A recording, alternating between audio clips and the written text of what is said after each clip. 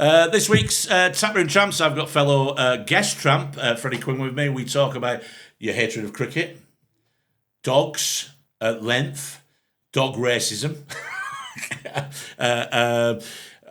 FIFA pride. Anything else? What else do we talk about? Bad tropes. Bad tropes in films, yeah. So we cover quite a bit, so give us a watch. Welcome to another edition of Tap Room Tramps. We've got another guest tramp because the original tramp, Sam Avery's left. He's done one. He's fucked off. Free transfer somewhere. I don't know what he's done. Forever? Yeah, he's gone. Yeah, he's not doing it anymore. So, yeah, yeah, he did 12 of them and went, I can't, I'm not. So I'm trying not to take it personally, but you know when you think, is it me? Yeah, it's me. So, it literally is. It can't be anybody else. Yeah, all right, mate. Fucking hell. I'm already struggling with this as it is. Yeah. Fucking hell. Fire. If we could stick the timer on, that'd be helpful as well, so I know what I'm up to. Oh, that's excellent. So fucking funny. Yeah. It's like when those players go to China and they hack it for 2 months and then they go, it's not for me. I know. Listen, he's busy. He's got family. He was travelling from Liverpool to do it. Recording here in Manchester. And it was good, but I think he just realised it was too much to do, which is fair enough. Oh, yeah. Or it could have been me. I think it might be me. Anyways, we've got Freddy Quinne from the very, very, fucking famous podcast now. Dead Men Talking. Thanks, mate. We had your fellow dead man on the other day. Rob. Did you talk about cricket? We did talk about cricket, and he was very pleased to talk about cricket because I like my cricket as well, so we had a good chat about cricket. I've been to see cricket once in my life. Yeah. I think it's the shittest thing I've ever seen, ever. I can't believe it's a sport. I think it's terrible. Right, okay. And I'm not just saying this to be inflammatory. I think you are a little bit because I know that you can be like that sometimes, or you can be down on things for no reason at all. But it can't be the worst thing you've ever seen. It's 100%. It's the worst. It's the worst sporting spectacle I've ever seen. So I saw England versus West Indies. I think it was pre-COVID, so maybe 2018, 2019, and it was in Manchester, Old Trafford, and England bowled out the West Indies for 75 or something like that, which is apparently unbelievable. Yeah. It's incredible, wow, and it is purely a formality that England are going to win. Right. It's like winning the first leg of a game 15-0. Like it's a formality that they're going to win. So England go up to bat, and West Indies go up to bowl, and all of a sudden it starts to rain very gently. Now I didn't know this, but there is a rule where if under 6 overs are bowled, then it's rained off. It's considered null and void, and you have to start again. Yeah. So I watched for maybe an hour a bunch of people slowly throwing a ball to each other, just hoping it would rain. And I was like, this is the shittest thing I have ever fucking seen. That was a one-day game. It must have been a one-day game. It's on the 6th, because if it was a test game, it wouldn't be. So, I'm not going to try and convert you to test cricket because I think to watch test cricket, you need a certain mindset. It's because it's 5 days. It's a marathon. It's not like, and there's a more complexity to it. So you probably watched a one-day game. So you've allowed that to then, I mean, I agree with you. That would have looked fucking rubbish. But I've seen worse things than that. My kids, I used to go to their sports days. I've seen worse things than cricket. It's better than a child's sports day. It is, basically, yeah. I mean, okay, so you don't like cricket. So we had Rob. We were able to talk about the current Ashes situation, which is fucking horrific. Can I tell you another reason why I don't like cricket, just as a sport? So I think sports as spectacles need warriors. So I think they need like that sort of mentality of a person that will literally go through fucking hell to win. Like, and if you think about football, if you think about like Terry Butcher, I think is a really good example. The fucking head wound, all that shit. The imagery, Yeah, and I like boxing as well for the same reasons. And I also quite like tennis because I actually think that there is a level of endurance in a really high level. The top tennis men's level. game, yeah. Nadal, Djokovic, and Nadal, Federer, and stuff. Things that go on for 5 sets. I find that really interesting because it's a battle of endurance. Yeah. I get on board with that. I get none of that with cricket. I get no. Oh, he stood up ages. Like, I don't understand what bit I'm supposed to be impressed at. You know what I mean? Right. Okay. I mean, listen. I'm not. I wasn't here to try and convert you to cricket anyway. That wasn't the idea behind this episode. I mean, you brought cricket up because obviously Rob was desperate to talk to somebody who understood the game, and you don't understand the game. No, not at all. Not at all. Yeah, but that's fine. It's okay. Yeah, it's fine. It's cool. It's fine. I mean, Ben Stokes is a bit of a warrior. He's pulled off some amazing feats of courage on a cricket pitch. Dragged us out of the shit. Is he middle class? Possibly. Middle class people can't be warriors. Oh, fuck off. They can't be. Name one middle class warrior. What about the guys who founded the SAS?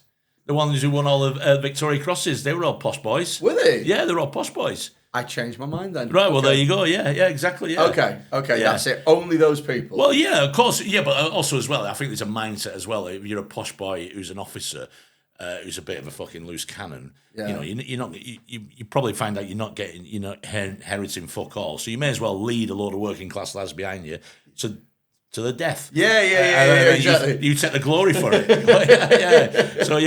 So privates Quinne and Ferry. Fucking nothing. Just remember, just across there. But Colonel fucking what's a cunt? Yeah, VC. Boom. There you go. Yeah. So yeah, it's always the posh boys who get the medals. There's a lot of middle class people in comedy. I don't know if you noticed. I know. Yeah, I have noticed. And it's funny because comedy, you'll share agreement with all different types of people.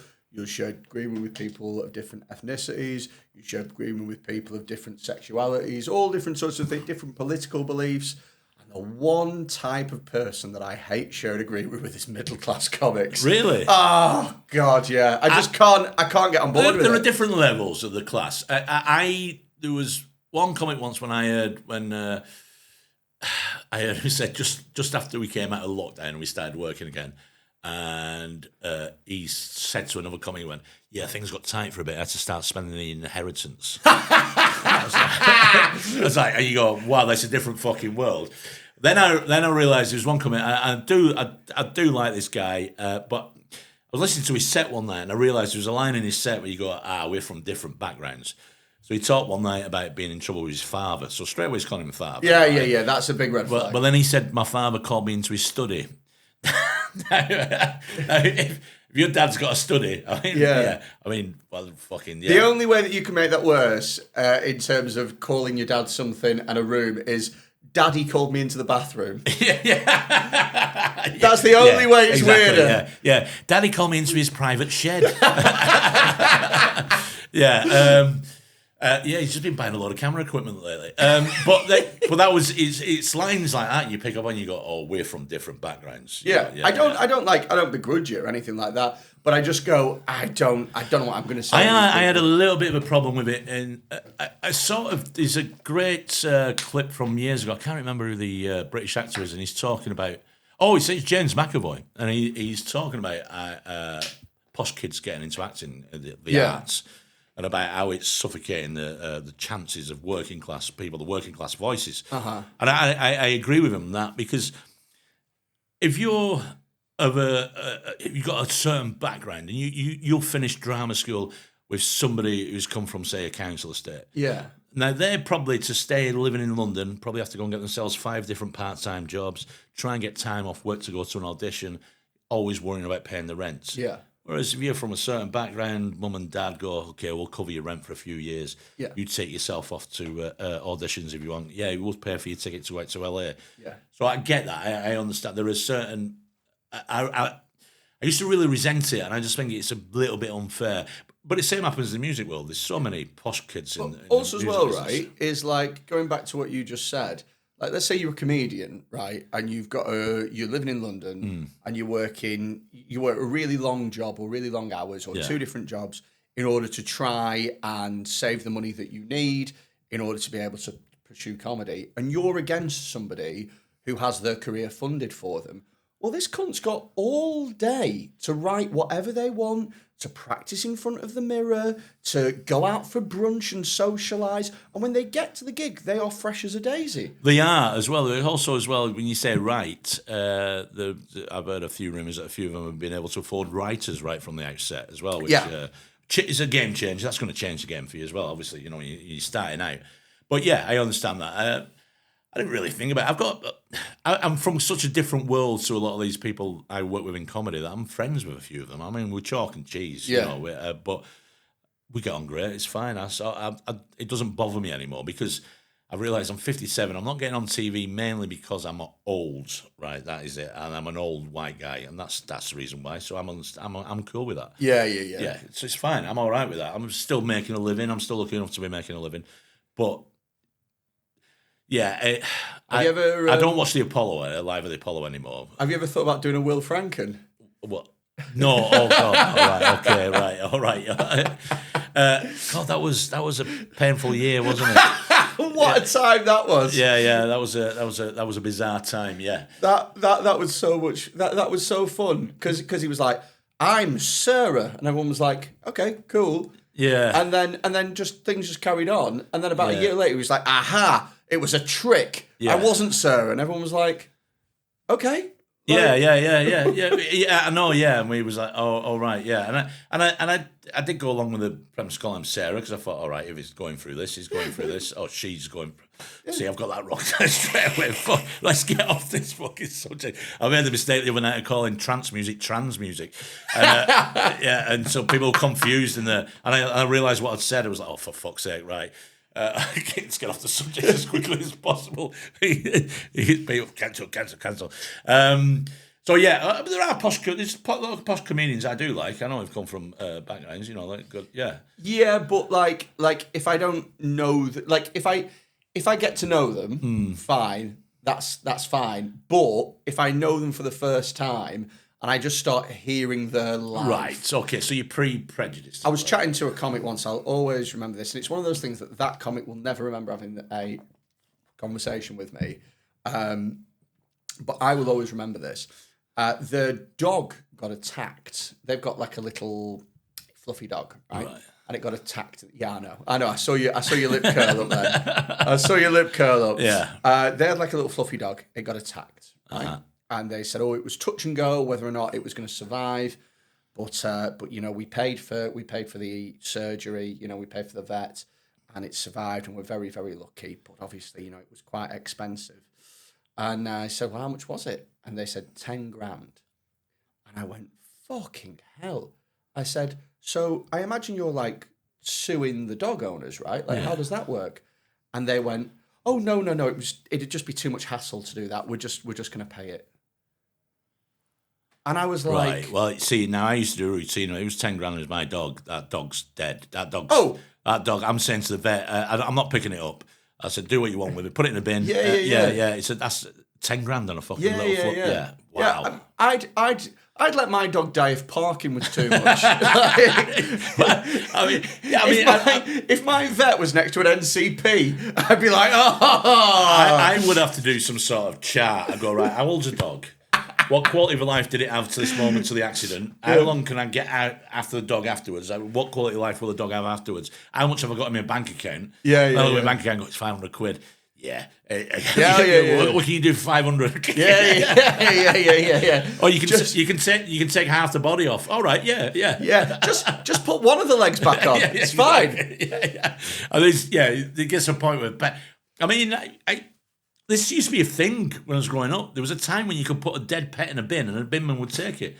Yeah. You just take it for you. Give them a quid and they throw it in the back of the van and that way it crushed up with the other fucking rubbish. Yeah. I mean, we lived on terraced housing which have concrete flags at the back, so you're not burying a pet because you'd have to be digging up fucking flags.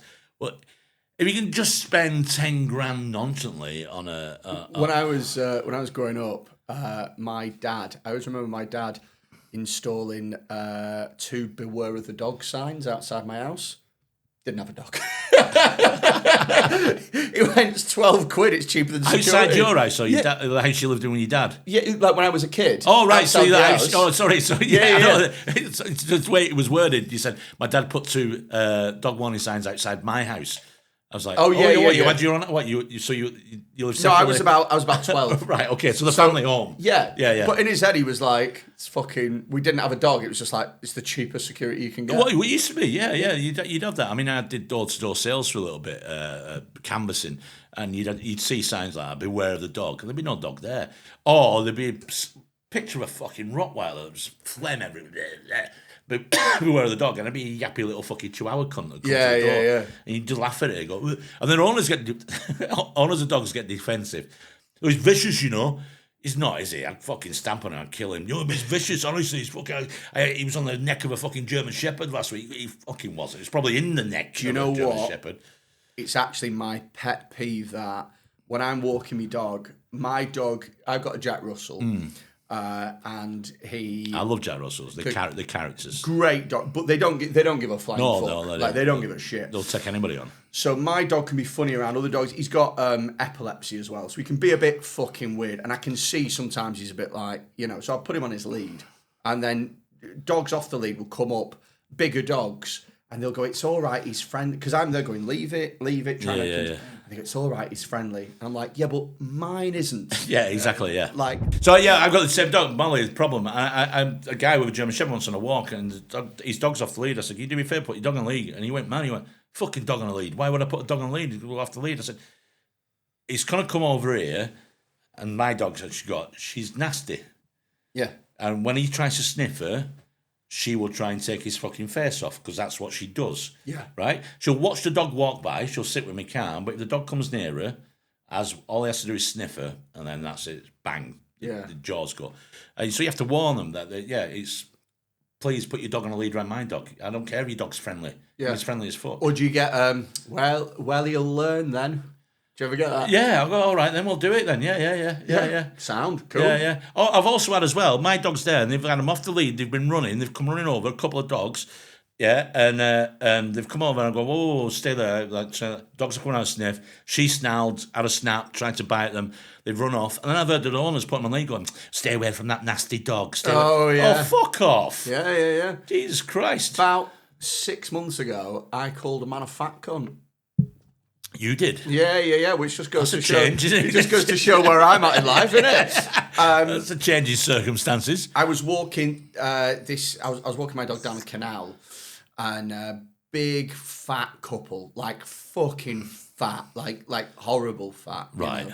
Were waddling through a field. Channel 5 fat. And then yeah. Like documentary fat. You know when they have that sort of kind of walk where things move from side to side. Yeah. That fat. You know what I mean? Yeah. Like, oh god. Like almost like what are they called? Them sort of spinning tops. Yeah. You know when they just kind of waddle. We were wobbles. They never fall off. Exactly. Yeah. Right. So they were coming over the field, and they had like a small dog. It was like a beagle. I'd say under 12 months, right? Right. And so I see it, and it runs across the field to Dexter, right, my dog. And so I'm there. So your dog that'll kill anything is called Dexter. Yeah. Okay, all right, yeah. Anyway, go on, carry on. Yeah. So I'm like, leave it. And my dog sat down. I've got some treats, and my dog sat down, but I can see that he's doing what I tell him to. He's sitting. But I can see like the psycho's coming out, and he's just a bit like, and this dog's sniffing around, and I'm trying to just sort of push the dog away, and my dog's like fucking, like this. And my dog he just goes, he's like, fuck it, and he's just going for it like this, and I'm like, right, I'll go, do you want to come and get your dog, mate? The cunt's miles away, miles away, wobbling. I went, can you come and get your fucking dog? And he waddled away. And he went, there's no need for that. I went, how long do you want to come and get your dog? And he went, well, he's only playing. I went, well, mine fucking isn't. And he went, right, well, yours shouldn't be out then. I went, maybe. It's on the lead. Well, that's what I said, it's on a lead. I said, maybe yours shouldn't be off the lead if you're too much of a fat cunt to come and get him. And that was, he stormed off with his big fat wife. Well, didn't storm off, did he? But he saw.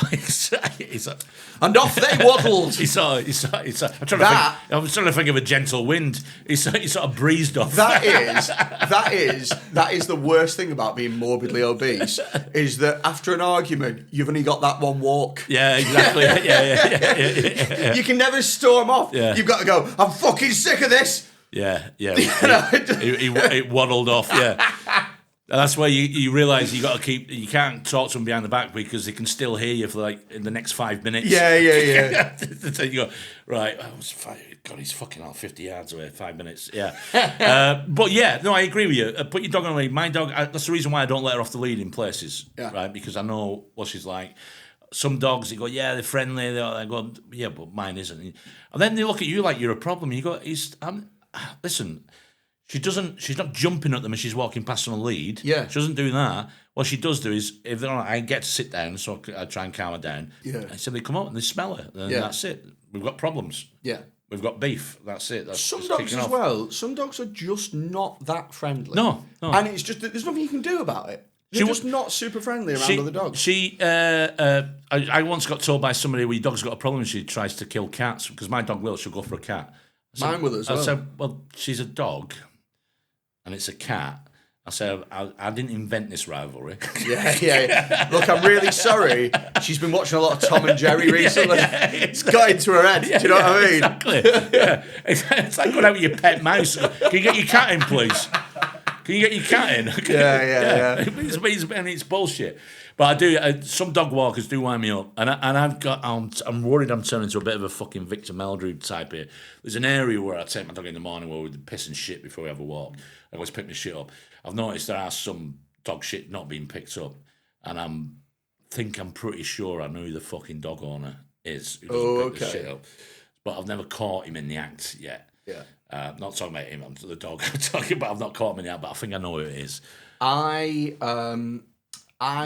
would say that I pick my dog shit up 95% of the time. So I make a calculation. If I believe that if I genuinely believe that there is even half a chance that a human being is going to step in that in the next week or two, then I'll pick it up. If it's in the road, obviously I'll pick it up. But if I'm walking my dog in the middle of fucking nowhere and it's in like a densely wooded area in the field in the middle of nowhere, I'll just fucking leave it because it's just nature. Yeah, my dog will sometimes shit in a bush. So ass goes in a bush and you go, well, I'm fucking getting that out. Yeah. But also as well, let's be honest, I do pick my dog shit up when I can. And when you're saying about 90, so let's say you're going for 100% of the time you pick up your dog shit. Technically, you're only picking up about 85% because there's always residue. There's always something left there. You can't get it 100%. But yeah, I will pick it up though. But this is a proper walking area, and it's on a football pitch as well. Kids are playing football on it. Do you ever do that? Do you ever do that thing where your dog takes a shit and you go, "That was a good one"? Yeah. Like you look at your dog's shit and you go, you know, it's a really solid shit. That I've done that. I've done that with her. I've been looking and going, fucking hell, you needed that girl. Jesus Christ. Yeah. Wow, look at that. Yeah. Sometimes I've taken like gratitude in a shit that my dog's done, and I've gone, that'll be easy to pick up. That's an easy one. She's awful. I have to position her on the lead when I'm picking it up because when she shits, she's got the habit. The amount of time she's fucking kicked dirt into my face because she does the back legs go. Yeah. I don't know if she's doing pathetic attempts to cover it up, but no, they're not covering it up. Do you know what they're doing? What are they doing? They got scent pads in their feet, and they're kicking their pheromones up. So it's basically they're not trying to cover it up. Dogs have got scent pads in their feet, and what they're doing is they're kicking these pheromones into the air to say to every dog in the neighbourhood, "I just done a fucking shit there, mate." Right, yeah. So it's the pads in their feet. So I'll be there with my right hand, bag inside out, trying to get it. I'm holding onto there, and the amount of times I've bent down, and then fucking you little cow. Have you ever tried the extreme sport that is picking up dog shit on a windy day? That's a fucking honestly, you look horrified at this. Have you not got dogs? No, I had one when I was a kid, and I remember a lot of it, but nothing like this. So if it's a really windy day, you can almost guarantee your hand will be over the bag. You'll get to just picking up the shit, and the wind will go, and you'll just grab shit. It's happened to me maybe 3 times. Yeah. Or you'll get one as well when you don't realise you've grabbed hold of like a larger twig than you thought or a leaf. And as you try to turn the bag inside out, it all comes up and you go, oh my God. And yeah. So you're walking around the rest of it going, 100%. Yeah, that's really embarrassing. I remember having shit on my finger once, and just as I've been introduced onto stage, I've done that. Which MC's hand did you shake? I didn't shake. Which MC's hand did you shake? I didn't shake hands. I fist bumped with the other one, and then stood with me back against the wall. So I'd slightly followed through, but I made the mistake of checking and went, oh yeah, no. And I wiped it off a bit. I thought, I can't sort this out. I've been introduced onto stage now. And I stood with him back and I fist bumped and stood with him back against the wall. Funny. I used my left hand for the mic because I checked with my right hand. So does that person know? No. Who was it? I'm not telling you. Oh, come on. Podcast exclusive. No. No, that's a really funny thing to do to a comic you don't like. Oh, It's like, like before they just cover your hand in shit. Oh God, fucking hellfire! Well, there's loads of times I've had dog shit. There's also we got some bags from like a corner shop on dog shit bags. Fucking awful. As soon as you put any pressure on that, Oh yeah, fingers right through. Don't scrimp on dog poo bags. No, not at all. No. Do you know what are brilliant for them? And I collected. So the co-op have them stretchy plastic bags. Okay. Yeah, them are great because fucking great for picking up dog shit as well. But the only problem is if it's a big one, you carry it around because it is stretchy. You can feel it like old man's bollocks. like a bungee jump of dog shit. And then my big bugbear as well is listen, you walking your dog, you picked up your shit, great. There's a bin for it. You can't put it in. Oh, that's right. Just leave it on the fucking floor by the bin. Hate that. Yeah. Find another fucking bin, you lazy cunt. Anyway, are you dog racist? There are certain breeds I don't like. Same. Which ones? The big XL type. XL bully? I'm afraid of them. You're afraid of XL bullies? Yeah. The reason being, when people say these, there's a reason not to be afraid of them, or it's the owner and so on. Those dogs have been bred purposely to have the aggressive traits of all dogs, so they look like that. Yeah. The thing is as well, right, with that whole it's not the breed, it's the owner thing, it's like, yeah, but the breed significantly changes things. Because if an XL bully decides to kill you, it can kill you. Yeah, it doesn't exactly, matter. Unless you are fucking Tom Aspinall or somebody like that, and you're a big bloke who can, most people, that dog would kill us. Yeah, if of course it would. Yeah. However, if a fucking sausage dog lost it, you could boot it into hell. It's the worst. Honestly, I honestly think the worst thing a sausage dog would do would be to you'd lose a toe. I honestly think that's the worst I don't thing think you didn't get that, but you might lose a slipper, right? But you imagine that'd be the worst. You'd be the worst dog owner in the world. And they say it's not the dog, it's a dog owner, and you're up in court because your sausage dog has attacked somebody. You go, what kind of fuck? Have you never looked after a dog before? It's a sausage dog. See, the breed of dog I see it's, but when you see them, and I don't like seeing them when they've not got a proper harness on or a proper muzzle. When they're not under control properly. I've seen some people walking them, they've just got a flimsy lead around the neck, and you think, if that dog wants to go because of the power on it, you're not stopping it. Have I told you about my one of my most right-wing opinions is that... You've got a few as well. I've got quite a few, one of my most right-wing opinions is that I do not believe that people... I believe dog ownership should actually be really hard. So I don't believe... I find it mental that an 18-year-old who's never owned a dog before can go and get a can of Corso. I find that's insane to me. Yeah. I think... So if you want... What dogs have you got? She's a Staffy Cross. So I think, right, collies are a great example. I love collies. If you want a collie... It should be, okay, so where do you live? What's the reason? Blah, blah, blah. And if you're like, hey, look, I'm 65 years old and I live in a flat, someone should just go, no, you can't have one. And they go, well, why not? And you go, because that's stupid. It's not fair on the dog, is it? It's not fair on the dog, no. Especially a collie. Jesus Christ. A lot of working lines, collies, springers, sprockers, I'd even say Vizslas and gun dogs and things like that. I don't believe that you should have them. Yeah, retrievers, all that, yeah. Yeah, in case you have a specific reason for having them, i.e., I work on a farm, you shouldn't have them. Similarly, shit like Canna Corsos and fucking, I'd even go as far as to say Rottweilers and, stuff like that. If you want to have one, you should be able to demonstrate, like, a history of ownership. So you should be able to be like, look, I've had a fucking a Cavapoo, and I've had a golden retriever, and I've had a fucking a Maltese or something like that, and you should be able to show I know what I'm doing, pass an exam or some shit like that. So you want to run it the same as you get a motorbike license. So you have your 50cc for a while, 125, then you go up. That's literally exactly it. And a 50cc dog is something like a fucking Cavapoo or something like that, or like a King Charles Spaniel. King Charles Spaniel is the perfect 50cc dog because they're sound as fuck and they'll be dead at 6. That's the perfect dog. They die young, yeah. I mean, boxers. I mean, it's people. Boxers have been so cruelly inbred to the point where they all have heart conditions. They suffer with fits and seizures, so they don't live beyond 8 usually.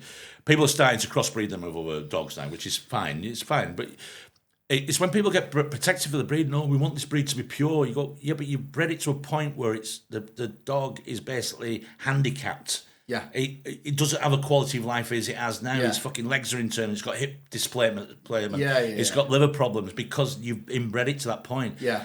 And for your vanity, this is my big bugger. Is so when people the designer dog.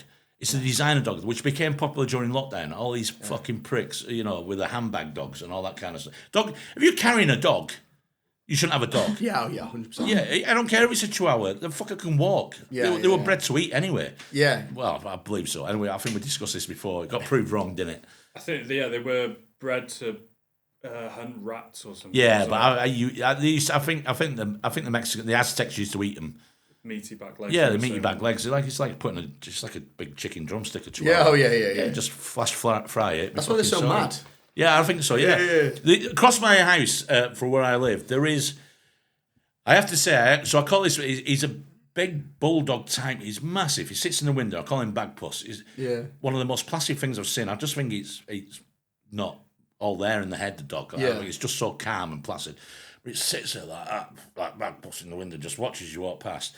And then they have a chihuahua with it as well. So I call him Bagpuss and the Bandit. Yeah, because this chihuahua's always in the top window going, I will fuck you up, mister. I'll fucking kill you. Wait, when I come down there, you fucking son of a bitch. I will fucking rip your family, giving it all the fucking big one. Well, it's big fucking big's like that.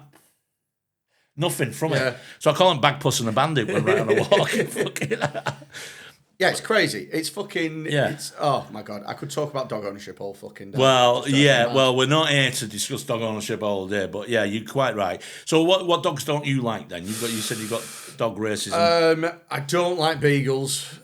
I've never. Is it because of the smoking? You what? Sorry. Is it because of the smoking? Yeah. Do you know what I don't like? They've always got lipstick on as well. Do you know what as well I don't like? And I feel really bad for not liking them because they are sweet dogs. I just think that they look horrible. What are those bullies called with sort of like those weird fucking faces? Not Lakeland. I know what you mean. Rounded. Yeah. Oh, English Bull Terrier. No. With a long face. Yeah, it's an English Bull Terrier. Yeah. That's exactly it. Yeah. Yeah, I'm really sorry, but I just think that they look horrific. Right. They look like another. They look like they're wearing the skin of another dog as a face. They were bred to retrieve balls from gaps. They are a bizarre looking breed, but. Ones I've met, people I've met, they have been lovely plastic dogs. They're nice. Yeah. It's just for some reason I look at them and I go, right. I also don't like. Sharpeirs are the ones. They're the ones with the big, all the fucking skin, the big. Yeah. So they were dead popular a while ago. Yeah. But fun fact about them is you've got to wipe their asses for them. Yeah. Because a lot of the time when they shit, the shit gets caught in the folds of their arse. Oh God, yeah, you can see it. Oh, there is also a breed of dog that can retract its own testicles. Right, I'm glad you're using your Google, Jacob, because just type in dog that can retract its own testicles. My history is. I'll tell you what. After this. that dog will be on live at the Apollo before us. Exactly. Yeah. I'm pretty sure it's What is it? I'm pretty sure. Listen, I read this ages ago. I didn't make this up. There was a dog breed that can retract its testicles. It's another fever dream. You see that comedian that did like a rap with his dog, and he was giving in it the commands 90s. during it. Yeah, I don't think he was a comedian. I think he was just. I think he was a rapper. Oh, really? Yeah. Snoop. And my God, shouldn't we hear that more in comedy? He's not a comedian. He's just a rapper. Yeah, hang on a second. A genetic. Oh, hang on. What's this? A genetic issue in Pomeranians, Yorkies, Chihuahuas and Poodles requiring surgical removal due to cancer risk. No, that's... Just having the bollocks off. Yeah. All right. I'm pretty sure there's a breed of dog that can retract its testicles. I've not made this up. Pomeranians are fucking vicious little cunts as well, aren't they? Oh, they're the fluffy little... They're the fluffy little things. mop. Yeah, and Yeah. you go, oh, Yeah. they're fucking horrible. They're nasty. They're Of course they are, nasty because look at bastards. them. Look at them, because everybody takes the piss out of them. Yeah. Because that's, I mean, I got in trouble for doing a joke on TV about using a cat to polish a telly. But you would, if you had laminate flooring, you would use them to fucking clean Who your got floor. upset at you about that I joke? got loads of complaints. Did you? Yeah. Do you know what? I read something a while ago that really made me laugh. It was Olaf Falafel. Do you know him? Yeah. He won like Dave's Joke of the Year or whatever it's fucking Yeah. called now. And it was I keep shouting broccoli. I think I've got florets. Oh, florets. Yeah. Right? The British Tourette's Association went mental. And apparently he said he got hundreds of like death threats from people. Well, you start to tell whether it's a death threat. Yeah. But it's like... Hey, you fuck twat. What? It's like, look, I'll get in trouble for that. If you've got Tourette's, I'm sorry, but you have to come to terms with the fact that it is the funniest disability. Well, there is a current film at the minute called I Swear, which is about John, the John's Not Mad. The documentary came out in about 87, 88.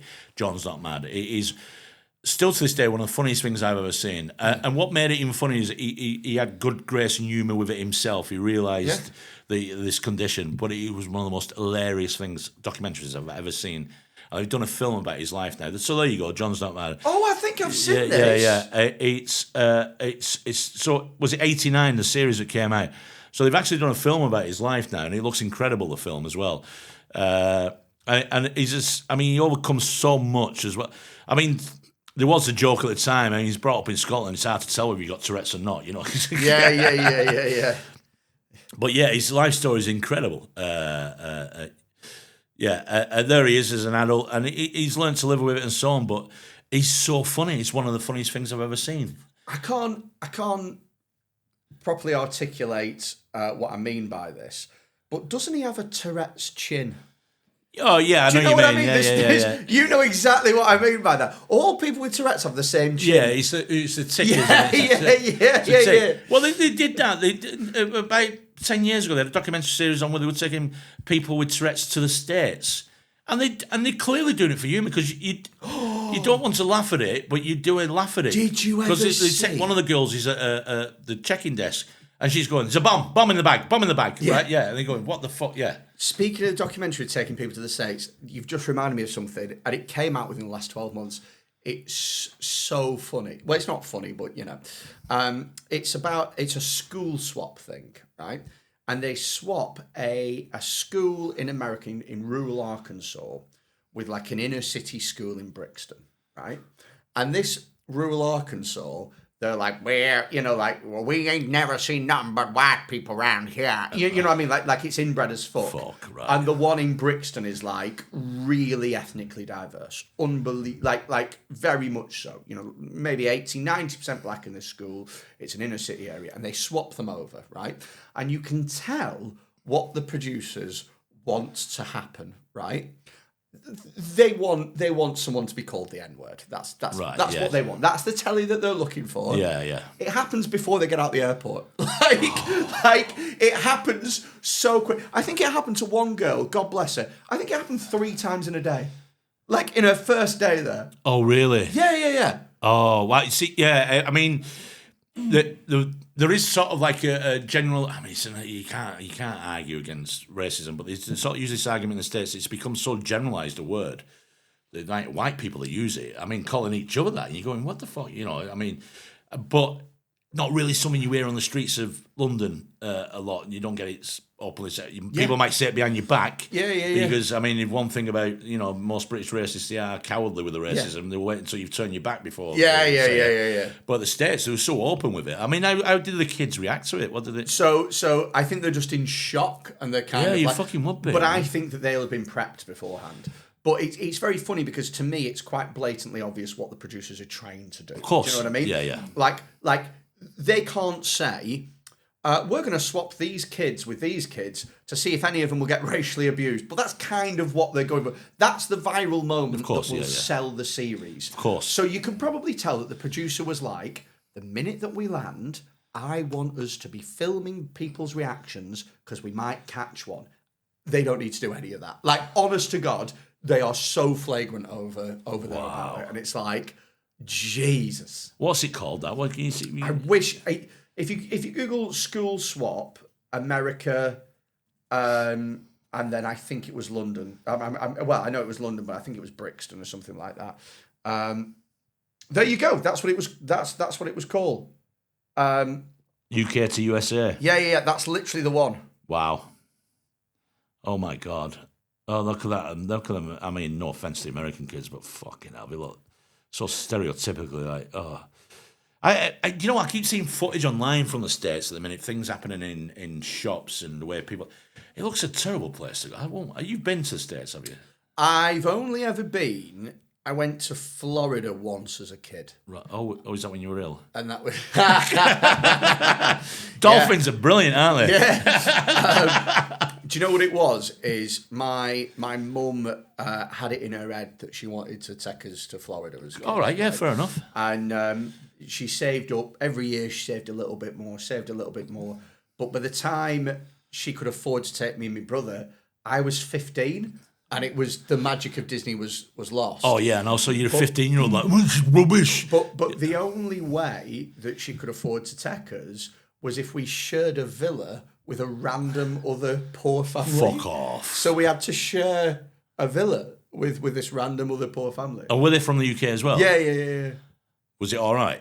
I mean, this sounds like a documentary series itself. It was two families sharing a villa. It was fine. I think it was actually surprisingly easy because the place was because even the shit villas over there are pretty fucking big. Wow. Like it was quite easy to be like, well, this is our fridge and that's your fridge. Like because the American style fridges are fucking huge. Do you know what I mean? Yeah, exactly. And you'd go out and like you'd be at the parks most of the time anyway, so it wasn't. Well, that's the thing about the Americans. So there's something about American culture that I see in films where I just can't get my head around. Where some kid will go to their friend's house and then just go and open their fridge and take a drink out.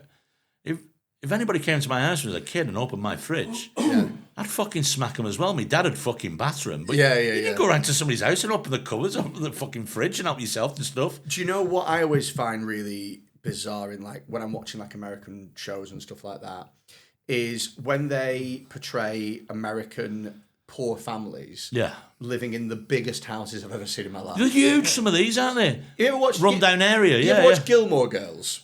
Yeah, there's the woman Lorelai. She's a single mum who works a job, and the whole thing is that she's scrimping and saving to get by. Her daughter goes to private school. She drinks coffee every fucking day, and she lives in the biggest house. Yeah, look at that fucking life. What the fuck? Yeah, but that's considered. That's like we're just scrimping and saving. Oh, that's scrimping. This is also a thing as well, which I could never get my head around, and I think it had a problem. My kids growing up as well because there was so much American stuff they were watching, and I think they started gauging our family life as how I was raising my kids to what they were seeing in American TV programs. See, in America, you get up in the morning, mum and dad have already been up, and they've made a fucking full breakfast for everybody. Yeah. And the table's laid. Yeah. Who the fuck? It's insane, isn't it? It's insane. Yeah, we put a slice of toast in the toaster. You get some cornflakes. That's it. That's your breakfast. There's a really good Instagram account that sort of parodies like classic tropes in film and stuff. Right, yeah. And one of the things that they parody is the American sort of I'm going to school mum type thing. And it's a breakfast that's literally the whole table is full of food and they take one croissant, sip some water and then they fuck that's off. what they always do. All this in the bin, come on! Imagine if you sit fucking right there, you were having a proper breakfast inside you. And also there's another one as well, which I fucking can't stand the Yanks for it. This perfect family. Oh my God, he's going to miss the kids' ball game. He's 8 years old. He can't even play baseball properly. Who gives a Yeah, fucking yeah, shit? yeah, yeah. There's some final. Also, an American baseball game is like 6 hours long. Exactly, yeah, exactly. He's What not the gonna- fuck's he doing Yeah. for 6 hours? He's 5 years old. He's got a recital at school. He can barely fucking talk, the kid. It's going to be shit anyway. Yeah. Let's see him when he's got a good 10. Yeah, and then when he gets to be an adult, he realises all his problems in his life, the reason why he's killing people is because his dad never made it to the spelling bee when he was 6. Yeah. But if his dad had been there, he wouldn't have become a killer. I he really, wouldn't be into drugs. I really love films, and I was out of love with them for a little bit, but I'm back into it now, and I'm enjoying. I enjoy my films, but I don't like there's certain tropes there. fucking Bad thing, tropes. yeah. The ones for me is I don't mind a good horror every now and again. There's a good piss take of horror films which is called Tucker and Dale do versus Evil, which is a great piss take of them. But if a brand new car doesn't start first time when somebody's been chased, my God, you go, right, well that's fucking done. Or 4 college kids, hey, we've got a week, it's spring break. Oh, my uncle's got a cabin in the woods. Fuck off, die. Do you know what, I hope you all though? die straight away because it'll fucking save me wasting an hour. Do you know and a what half. I do like though? I do like how smartphones have now made directors have to invent scenes that show them not working. I just find that really interesting. There has to be a scene. Yeah, they get to it where they're going like, Yeah. because who does that now anyway? Yeah. In every sort of cabin in the middle of nowhere type horror film, they have to do this thing where one of the characters goes, God, it really is in the middle of nowhere. There's no signal like that, and it has. They have to have that look. Yeah. Have you got Wi-Fi? Probably all the surrounding cabins have. Oh no, we have. Yeah. We have. No, also as well, which reminds me, if they want to show a text message in a film, they do it on a size font. I've got bad eyes, but you go, what kind of phone are they? Yeah. Text messages that fucking big on. Yeah, no. Yes, you're right about that. Also as well, it's you hear a creak or a noise outside. You don't go and investigate. No. Who's going investigating? If a woman being chased falls over, I go, fuck off. I'm stop watching it. All the women I chase never fall. they get away pretty easily. So yeah, there is. I'm trying to think of some of the other film tropes here. Bad exposition. So when it's a phone call, they go, well, if it isn't my brother-in-law who I haven't spoken to in 5 years. They'll sometimes they try and be clever and go, your brother's coming over for lunch. Oh God, I don't know if I can face him. Since Mum died, and since he got his divorce, and since his child ended up with leukemia, I can't really. I'm struggling to talk to him. You go, oh wow, you just told us everything about him. Yeah. Yeah, I hate that. One I hate is you've got the hero, doesn't say much, he's rugged. You know he's rugged. He's taking his top off. He just needs to have a wash and a sink. And he turns round and his back is scarred. Yeah. To show you that the only place he's ever been scarred though is on his back. Yeah. Which to me means he's turning his back to the battles. He's going. Oh! He's absolutely gorgeous, and his back looks like a teenage girl's wrist. It's just fucking absolutely done. Yeah, you go right. So you go. All right. So you're trying to show that he's a tough guy. To me, that shows me that he's turned his back on everything. He's been hit every time he's running away. Have you ever seen the Louis C.K. bit about the scene in Good Will Hunting? How do you like them apples? No, I've not seen that bit. It's one of my favourite bits. I don't know if we can watch it or get it up, or if you want to watch it afterwards or something. I'll watch it afterwards. So what's it called? It's if you Google Louis C.K. How do you like them apples? I can only watch Louis C.K. if I'm holding my member. It's the bit in Louis C.K. It's the bit in Good Will Hunting. Yeah. Where he goes, it's a 5-minute bit. I've seen it. We'll watch it afterwards. It's a great bit. It's so funny. Yeah. But I just hate lazy shit exposition. But it's hard to find something where it's not in. But they feel the need to really deliver as much information about a certain character in one line. You go, You go, oh come on, because it doesn't normally happen that, does it? I mean, if I hadn't seen you for say like a year and we bumped into each other, and I go, hey, I was thinking, you go, oh, and then within one sentence you told me everything bad that happened to you that year, because my first reaction would be like, oh. Because I won't want to carry on talking to you. I'll be like, oh, fuck, this is going to be awkward. Well, if we hadn't seen each other in a year and we bump into each other, first of all, I'm fist bumping you. Yeah, I know. I'm never shaking your hand again. Never. I might have just been checking myself. Before. Oh, yeah. In fact, if I saw you coming, I'd go, I'll just check myself now. Because he'll take a picture of this shit. 52 minutes in, sports? Well, we can do. we can do, yeah. Well, you've already slagged off cricket, but we're not going to do that. But I keep developing this sneaky feeling that Villa have put themselves in a title race. Do you remember the perfect storm when Leicester won a title and nobody's expecting Leicester to win a title? Yeah. Villa are on fucking cracking. I know it's been difficult, but they're only 3 points behind Arsenal. It's put a bit of pressure onto Arsenal. I'm calling City. A few people have said that lately. If they go on one of them mad runs, which they're capable of, but they are still fragile. I actually think, funnily enough, and I said this at the very beginning of the season, I think Arsenal are the best team. I can't remember who said it, but whoever recruits best tends to win. Yes. And I think Arsenal had the best window. Well, so my thing is to see what Arsenal are capable of. I think Arsenal are in trouble. If they get to, say, mid-March and they're only 5 points in front of City, and there's like eight. I think Arsenal will go. Eight games going. That's when City's mentality, because they've done it before. Yeah. That's when you go, all right, if anybody's going to win 8 games on the trot from here, it's probably going to be City, and that's when the pressure. I think when they get to like March, they're going to need at least a 9-point lead. Oh, massively. Like, yeah. I think City are one of those teams where if they're 3-0 down at half time, I go, they're not out of this yet. Yeah. Whereas Arsenal, I go, if they're 3-0 out, I'm like, I don't know where 3 goals are going to come from. Yeah, 3 set pieces. Yeah. They're a bit hard to like for me on that score. Yeah. I just find them. They were our biggest rivals when it was Wenger, but they were good to watch. It's watching some games. They were fun to watch. Well, do you know what's interesting is some people were having a go at Arteta for making Arsenal boring to watch. And they go, it's not in our DNA. And you go, did you not? Oh, hang on, it was. George Graham. 1-0 to the Arsenal about? Exactly. Fucking idiots. It was in the DNA for a long time. It was Wenger who brought that. Right. Yeah. I hate that more than fucking anything. Every football club thinks it's in their DNA to play attacking, attractive football. Apart from Leeds. Credit to Leeds. Actually, Rob said this. Yeah. Credit to Leeds. They go, we're stodgy and disgusting. Yeah.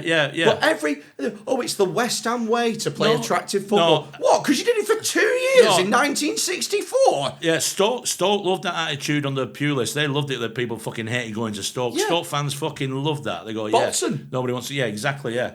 Bolton was stodgy as fuck. Well, they were, but they had a spell under Allardyce where they were quite a sexy team. Well, people forget that Sam Allardyce was. It's funny that Sam Allardyce gets sort of painted as a dinosaur. He's fucking not at all. He was one of the first in sports psychology and nutrition and data scouting and stuff like that. He was miles ahead of his time. I spat all that. He was doing all that because that's how he was getting these old players from Europe, extending the careers for a few years because he knew what he was doing. Yeah. What do you think about the FIFA Peace Prize? Have you spoken about this already? We've spoken about this, and it's like I said at the time. It's the best description on Twitter, and somebody said you give it to the fat kid at school for trying his best at sport. It's to get so people can get visas. Have you seen what's happening for the World Cup next year? Are for the fans. Oh, go on. You've got to show your social media feed to US Customs. Stop it. Yes, and if you've said anything anti-American or anti-Trump, you are not getting into the World Cup. Yeah. Have you seen? So that means all of Scotland fans have gone. Have you seen? And this is really funny. Have you seen the FIFA Pride Day? Have you not seen this? No. Oh, you're gonna love this. Don't. Just get off it a little bit. Get off it. Oh. Okay, so show me this, right? You didn't read that, didn't you? No, I didn't see anything. I just saw the right? Yeah. Right, listen to this, right?